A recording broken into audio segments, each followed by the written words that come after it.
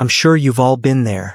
You're sitting down to eat dinner, and you feel it, that heavy, burning stare. You look down and there they are. Your dog looking up at you with those huge, soulful eyes. They lick their lips. Maybe they let out a little whimper. And they stare at their food bowl like they haven't eaten in a week. You know your vet told you they need to lose weight. They're getting too chunky. So you did what you were supposed to do. You cut back on their kibble. But now their bowl looks so incredibly empty, and your dog is acting like they're starving to death. The guilt is overwhelming, isn't it? Welcome to Dogwise, a place where we explore the hidden world of dogs. From their behavior to their health, we help you build a stronger bond with your best friend. But what if I told you that you never have to choose between keeping your dog healthy and making them go hungry ever again? What if I told you there's a proven secret that lets your dog eat a massive, completely full bowl of food every single day and still lose weight? In the next 23 minutes, I'm going to show you exactly how. Over 50% of the dogs that come through veterinary clinics are overweight or obese. And every single day, I sit across from pet parents with tears streaming down their faces, saying the same thing. I just can't put them on a diet. Food is the one thing that makes them happy. Food is how I show them I love them. I'm here to tell you that starvation is absolutely not the answer. But neither is what you've probably already tried. What we're going to do instead is completely reframe how you think about weight loss, how you think about hunger, and how you think about your role in keeping them healthy. By the end of today, you're going to understand the science of canine digestion well enough to stop second-guessing yourself. You're going to have kitchen hacks that actually work. You're going to know exactly why your dog is still hungry even though you're feeding them the right amount. And most importantly, you're going to have an action plan that's so realistic, so guilt-free, and so effective that you'll wonder why nobody explained this to you before now. Here's the first thing you need to understand. The number on the scale is lying to you. When your vet tells you your dog is overweight, they're not looking at a number. They're using something called a body condition score, which measures whether you can actually feel their ribs without pushing hard, whether you can see a waist, and whether their belly hangs down when they stand. And the truth is, you can assess this yourself right now at home without any special equipment. I want you to think about your own hand for a second. Make a fist. Feel those hard, sharp knuckles across the top. Now, open your hand flat and feel the back of it where your fingers meet your palm. You can feel the bones easily, but there's a smooth layer of skin and tissue over them, right? That's what a perfectly healthy dog's ribs should feel like. Not bumpy, not impossible to find, just there under a thin layer of muscle and skin. Now, flip your hand over and feel the thick, fleshy base of your palm near your thumb. Try to find the bones under all that fat and muscle. You have to push pretty hard, don't you? If you run your hands along your dog's sides right now and it feels like that, like a thick, squishy mattress where you have to physically push your fingers in to find anything solid, then your dog is officially overweight. And that's not a judgment. That's just biology. Here's what I need you to do tonight. Go put your hands on your dog. Stand over them. Place your palms flat on both sides of their rib cage, right behind their front legs. Don't push. Just let your hands rest there. Move them gently back and forth.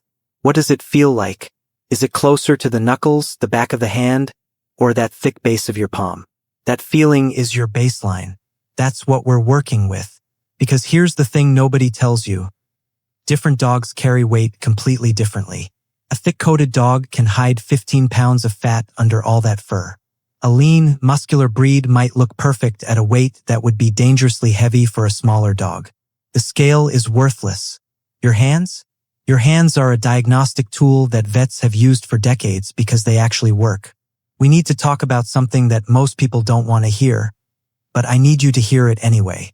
Because understanding the stakes is what's going to transform you from a person who feels guilty about putting their dog on a diet into a person who feels empowered by it. A landmark study was conducted nearly 2 decades ago. Researchers took 2 groups of identical dogs and followed them for 14 years. One group was allowed to eat as much as they wanted and became slightly overweight. The other group was maintained at a lean, healthy weight through careful portion control. Do you know what happened at the end? The dogs that were kept lean lived an average of 2 full years longer than the overweight dogs. 2 years. Think about what you would give for 2 extra healthy, happy years with your best friend. 2 more years of playing. 2 more years of walks. 2 more years of sleeping on the couch next to you. 2 more years of being alive. Now, when we overfeed our dogs out of love, we're not just adding weight. We're actively stealing time from their lifespan. And I know that sounds harsh, but it's the truth that changes everything. The fat that accumulates inside an overweight dog's body isn't just extra padding. It's an active biological organ that's constantly pumping dangerous amounts of chronic inflammation into their bloodstream. And that inflammation is systematically destroying their body in 3 specific ways. First, joint destruction.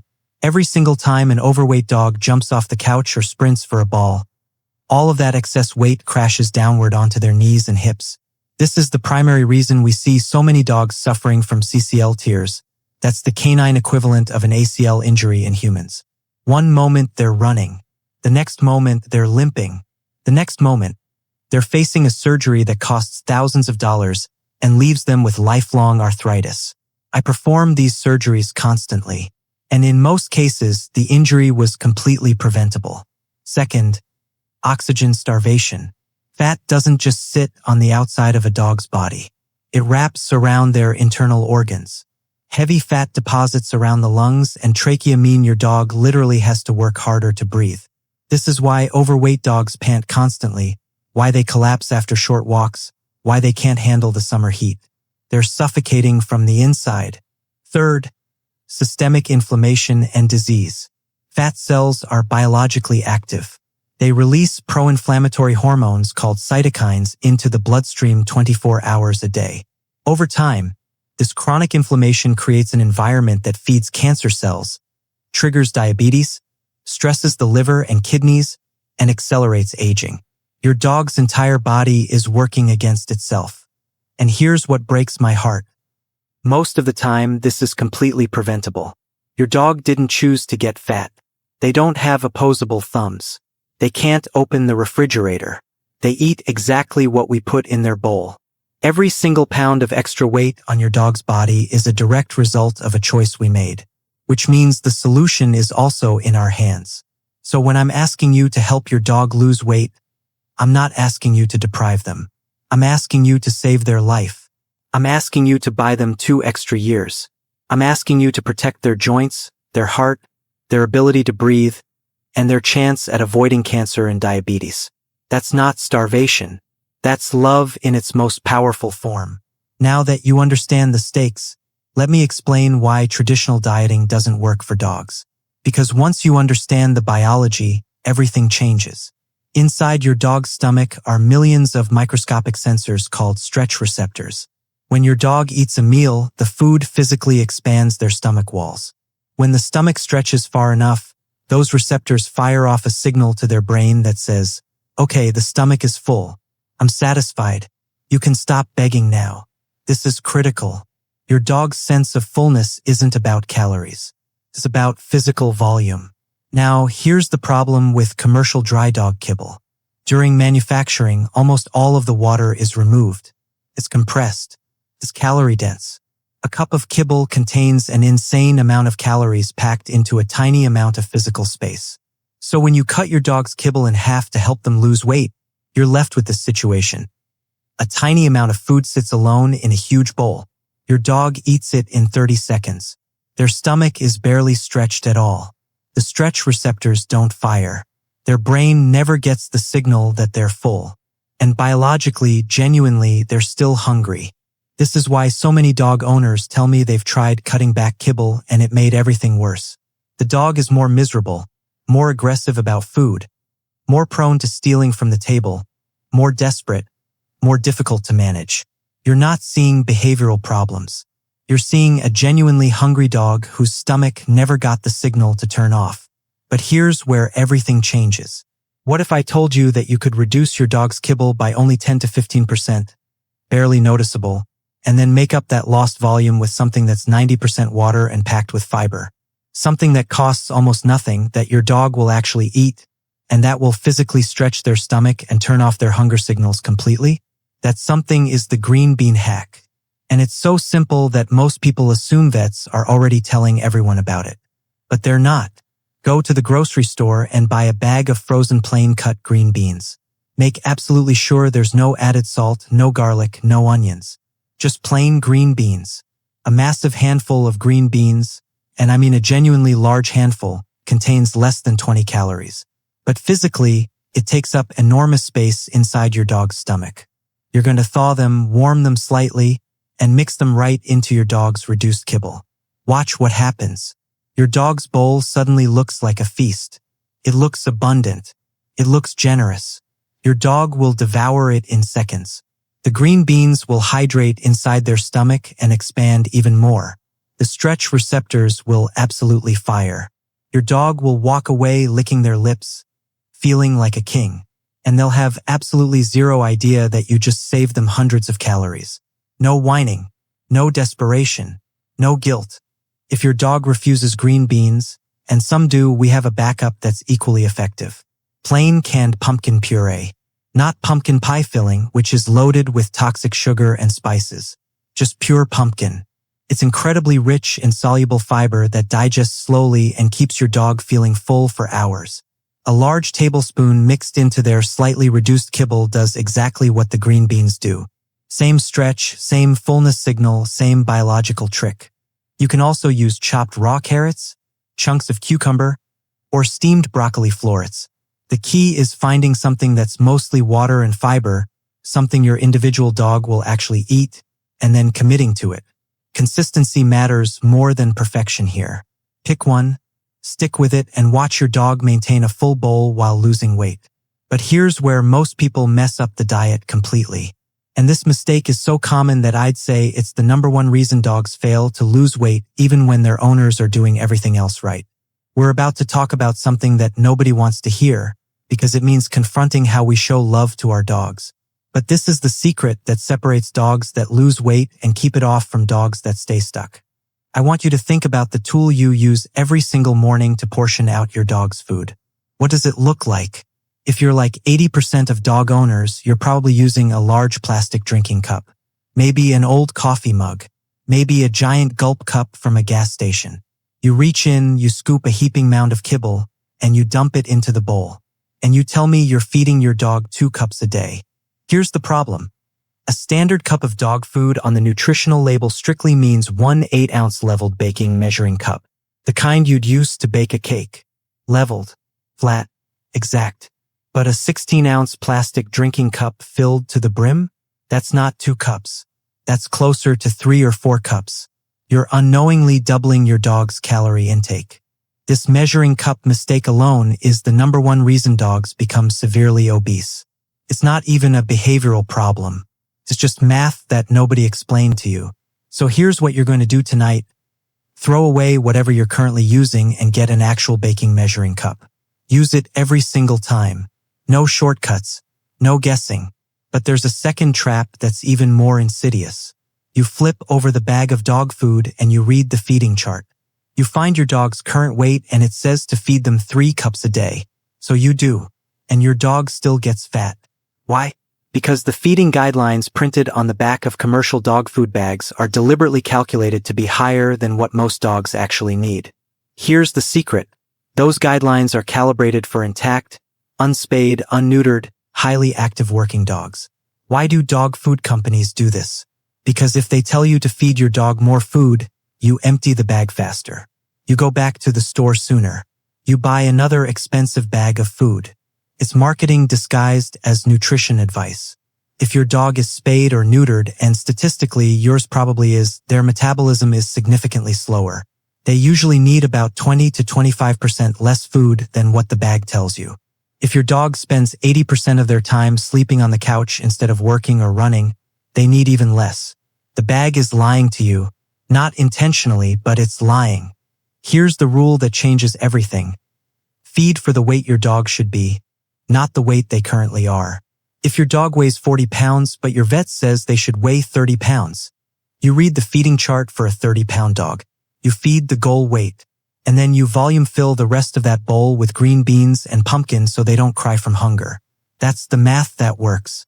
Now we get to the part that really matters, because this is where most loving pet parents accidentally sabotage the entire diet without even realizing it. We show love with food. It's human. When we eat something delicious, we want to share that experience with our dog. A French fry falls on the floor, we let them have it. A piece of cheese from the counter, we toss it to them because watching them eat is cute.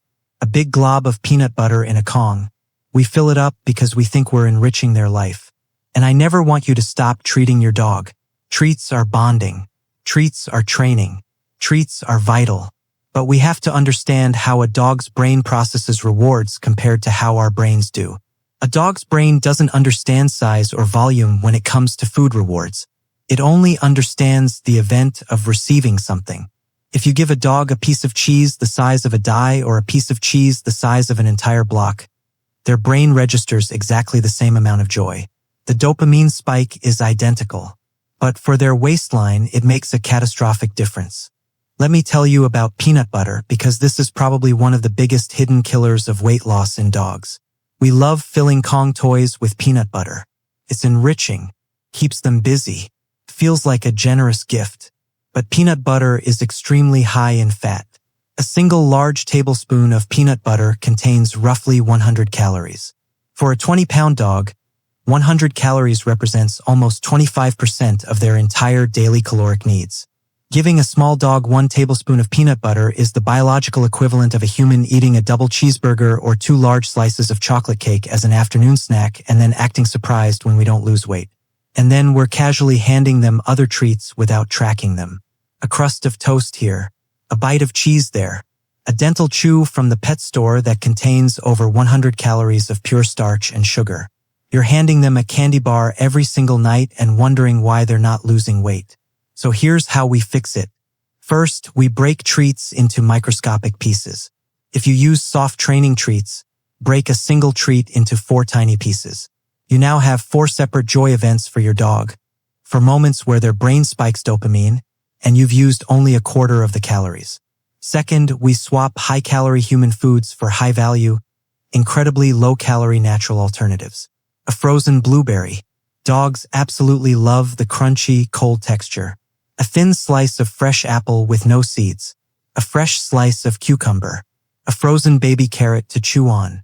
To your dog, a crunchy piece of cucumber is just as exciting as a high-calorie milk bone, but it contains roughly 1 calorie. You can reward them 10 times a day with fresh vegetables without adding a single ounce of fat to their waistline. Instead of filling their Kong with 100 calories of peanut butter, mix plain fat-free Greek yogurt, making absolutely sure it has no xylitol in it, with a scoop of plain pumpkin puree. Stuff the toy with that instead and freeze it overnight. Your dog will still spend 45 minutes happily licking it out, but they're consuming healthy probiotics and fiber for a tiny fraction of the calories. And my absolute favorite rule for families, the treat jar allowance. If you have multiple people in your house who sneak treats to the dog behind each other's backs, you will never get them to lose weight. Every single morning, put a specific amount of low-calorie treats or kibbles into a small jar and leave it on the counter. Tell your family that the dog can only eat from this jar. When it's empty, the dog gets 0 treats for the rest of the day. It physically controls the daily calorie budget. If we're managing the calories coming in, we also have to manage the calories going out. But here's where people make a critical mistake. I hear this constantly. I walk my dog a mile every single day, and they're still not losing weight. Watch your dog on your next walk. If the walk consists of your dog walking 10 feet, stopping to sniff a mailbox for 2 minutes, peeing on a fire hydrant, walking another 20 feet, and sitting down to watch a squirrel, their heart rate isn't elevated. They're not burning cardiovascular fat. They're just strolling. If you want walks to actually contribute to weight loss, you need to dedicate 15 to 20 minutes to a power walk. The leash stays short. The pace stays brisk. No stopping to sniff. You're moving fast enough that your dog is actively trotting, getting their heart rate elevated. But, and this is critical, do not ever force a heavily overweight dog into intense, high-impact exercise. No sprinting, no jogging, no aggressively throwing a tennis ball for 45 minutes. When a heavy dog runs and jumps, gravity and momentum pull their massive body weight downward as their legs hit the ground. Their knee joints cannot support that force. The cranial cruciate ligament snaps. It's a serious injury that costs thousands to repair and causes lifelong arthritis. I perform surgeries on blown-out knees every month because an owner pushed a heavy dog too hard. The best low-impact exercise for weight loss is swimming. If you have access to a pool, a calm lake, or even an underwater treadmill at a vet rehab center, swimming is the holy grail. The water completely supports your dog's body weight, so there's zero stress on their joints. But the water resistance gives their muscles an intense cardiovascular workout. But what if you don't have access to a pool? What if it's pouring rain? Can you still burn calories? Absolutely, because the brain is one of the most calorie-hungry organs in your dog's entire body. Mental stimulation is exhausting for dogs. You can help your dog lose weight right inside your living room without them taking a single step. Take a metal muffin tin, flip it upside down, and scatter kibble between the cups. Or hide small piles of kibble behind doors and under chairs. Make your dog use their nose to hunt and search. Instead of dumping dinner into a bowl where they inhale it in 30 seconds, turn mealtime into a 20-minute sniffari where they have to problem solve, lick, and search for every bite.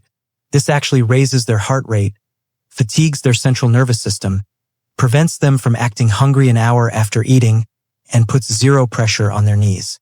Now, sometimes weight loss isn't your fault.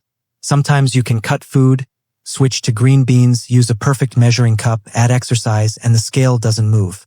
If that's happening, call your vet. There are hidden medical conditions that make weight loss physically impossible until they're treated. Hypothyroidism is the most common one. The thyroid shuts down. Metabolism crashes. The dog gains weight despite eating less. They feel cold. Their coat gets dry. Another major culprit is Cushing's disease, where the adrenal gland goes haywire and floods the body with stress hormone. These dogs look pot-bellied, drink massive amounts of water, and pee constantly. A simple blood panel could reveal that a cheap daily pill is all that stands between your dog and successful weight loss. We started this masterclass talking about those sad puppy dog eyes staring at an empty bowl and the massive guilt you feel when you put them on a diet. I want you to replace that guilt with something different, empowerment. Because you now hold the blueprint to save their joints from arthritis, to protect their liver and kidneys, to give them 2 extra years of life to spend by your side. Every single time you swap a high-calorie treat for a low-calorie one, you're not depriving them. You're loving them in the most profound, life-saving way possible. Your dog is so lucky to have someone who cares this much. If this video gave you a realistic, guilt-free plan, hit that like button. Hit subscribe so you never miss our next veterinary secret. And please drop a comment down below. Tell me about your dog. What breed are they? Are they a chunky lab? A chubby chihuahua? And what vegetable are you going to mix into their bowl tomorrow morning? Let's create a support group down there. We're all going through this together. Give your sweet, beautiful dog a big, loving belly rub tonight. And I'll see you in the next one.